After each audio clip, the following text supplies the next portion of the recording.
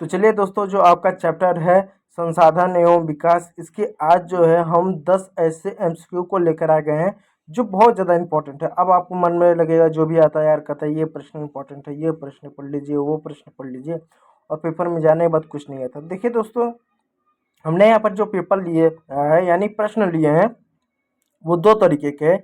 एक प्रश्न तो वो है जो पिछले वर्ष के प्रश्न पत्र में पेपर में पूछा गया बोर्ड में। दूसरा प्रश्न वो है जो उस तरह के आधार पे कई प्रश्न और तैयार किए गए हैं।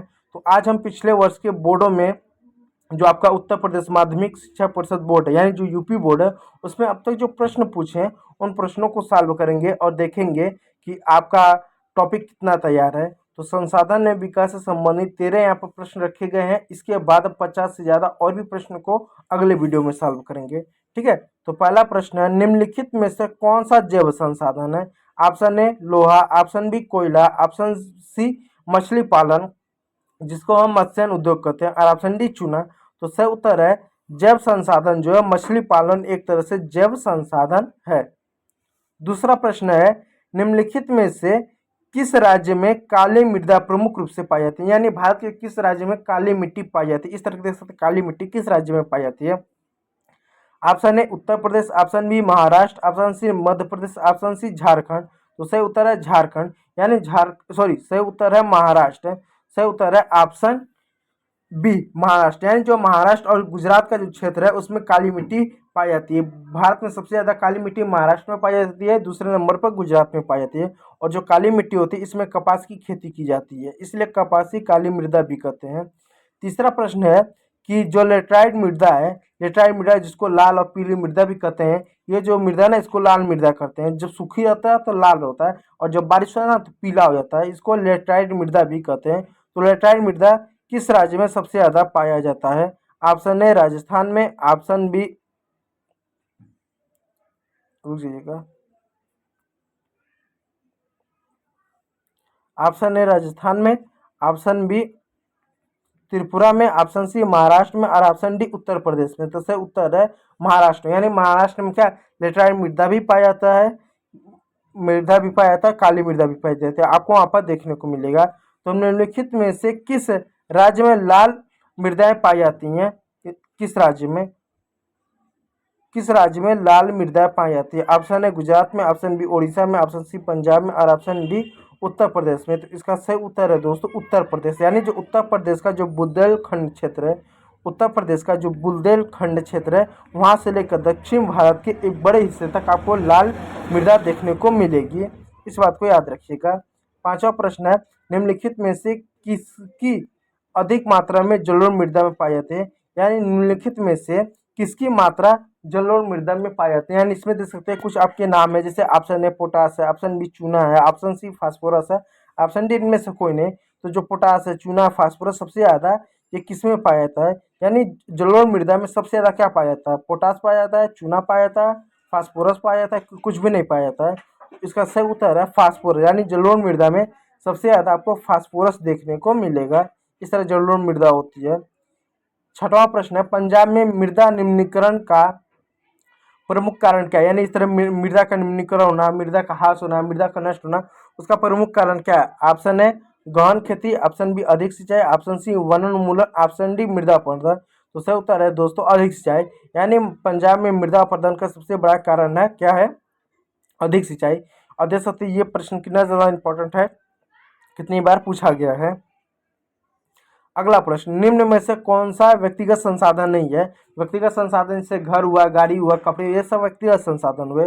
तो कौन सा व्यक्तिगत संसाधन नहीं है? ऑप्शन ए बगान, ऑप्शन बी भूमि, ऑप्शन सी गृहस्थी संसाधन वायु, और ऑप्शन डी वायु। तो सही उत्तर है वायु, यानी जो एयर होता है ये व्यक्तिगत संसाधन नहीं है, बाकी सब व्यक्तिगत संसाधन। आपके खुद के बगीचे हो सकते हैं, आपके खुद की भूमि हो सकता है, गृहस्थी संसाधन हो सकता है, लेकिन वायु जो एयर हो गया वो कैसे किसी का व्यक्तिगत संसाधन होगा? पर्वतीय पर मृदा अपरदन का साधन है क्या? एक सेकेंड,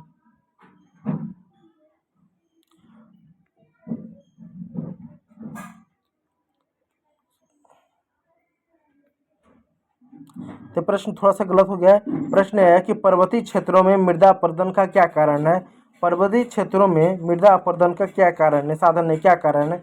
ऑप्शन ए जल, ऑप्शन बी हिमनद, ऑप्शन सी वायु और ऑप्शन डी उपयुक्त सभी। तो उससे उत्तर है उपयुक्त शब्द। यानी मृदा अपरदन पर्वतीय क्षेत्रों में मृदा का अपरदन जो है जल के द्वारा भी होता है, हिमनद यानी बर्फ के कारण भी होता है, वायु के कारण भी होता है। इस बात को याद रखिएगा। चलिए 9वां प्रश्न, निम्नलिखित में से किस राज्य में काली मृदा पाई जाती है? Option A Gujarat, option B Gujarat, Maharashtra, option C Rajasthan, option D Bihar. तो सही उत्तर है दोस्तों गुजरात और महाराष्ट्र में क्या काली मृदा पाई जाती है। मृदा एक संसाधन है, तो मृदा यानी मिट्टी का ऐसा संसाधन है। ऑप्शन है प्राकृतिक, ऑप्शन बी मानव निर्मित, ऑप्शन सी जंतु से निर्मित, ऑप्शन डी इनमें से कोई है। तो प्राकृतिक यानी मृदा जो मिट्टी होती है प्राकृतिक संसाधन है जो हमें को प्रकृति देती है। निम्नलिखित में से एक मृदा का प्रकार नहीं, यानी इनमें से कौन सा मृदा नहीं, कौन सा मिट्टी नहीं है। ऑप्शन है काली मृदा, ऑप्शन बी पीली मृदा, ऑप्शन सी लेटराइन मृदा और ऑप्शन डी बलुई मृदा। तो बलुई यानी जो बलुई मिट्टी है मृदा होती है उसको मृदा के श्रेणी में नहीं रखा गया, इस बात को याद रखिएगा। चलिए लाल पीली मृदा पाई जाती है, यानी लाल और पीली मृदा कहाँ पर पाई जाती है? ऑप्शन ए गुजरात में, ऑप्शन बी मध्य प्रदेश में, ऑप्शन सी बलांगू पाटो में, ऑप्शन सी 4 प्रदेशों में। तो 4 प्रदेशों में आमतौर पे पाई जाती है, यानी 4 ऐसे प्रदेश हैं, जैसे आप उत्तर प्रदेश से थोड़ा क्षेत्र लो, थोड़ा मध्य प्रदेश ले लो, थोड़ा सा महाराष्ट्र ले लो, ऐसे क्षेत्र में करके 4 प्रदेशों में आमतौर पे आपको ये मृदा देखने को मिलती है, बड़े पैमाने पर लाल और पीली मृदा पाई जाती है। चलिए 13वां प्रश्न है, निम्न में से कौन अजैविक संसाधन, निम्न में से कौन अजैविक संसाधन? ऑप्शन ए वन्य जीव, ऑप्शन बी पशु, ऑप्शन सी भूमि और ऑप्शन डी मनुष्य। तो भूमि क्या अजैविक संसाधन है, बाकी सब जैविक, यानी भूमि जो है अजैविक संसाधन है, बाकी सब जैविक संसाधन है, इस बात को याद रखिए। तो ये 13 प्रश्न है जो पिछले वर्ष के बोर्ड में आपके पूछे गए थे। और किस चैप्टर से पूछे गए थे? हमारे आसपास संसाधन एवं विकास नाम का जो चैप्टर है ना, उस चैप्टर से आपको पूछा गया था यूपी बोर्ड के बच्चों के लिए 13 प्रश्न पिछले वर्ष में। इसलिए इन प्रश्नों को लिख लीजिएगा, याद कर लीजिएगा, हो सकता है कोई प्रश्न वापस रिपीट हो सके। और कुछ और भी प्रश्न मैं यहाँ दिखाना चाहूँगा जो अगले वीडियो में सॉल्व करेंगे। इस तरह के प्रश्न आपके पास आएंगे इमेज के साथ, ठीक है। तो इन प्रश्नों को भी आप सॉल्व कीजिएगा पार्ट 2 में, क्योंकि ये भी बहुत ज़्यादा इंपॉर्टेंट प्रश्न होते हैं, ठीक है। तो वीडियो यदि अच्छा लगा तो लाइक कर दीजिएगा, चैनल को सब्सक्राइब कर लीजिएगा। वीडियो देखने के लिए बहुत बहुत धन्यवाद।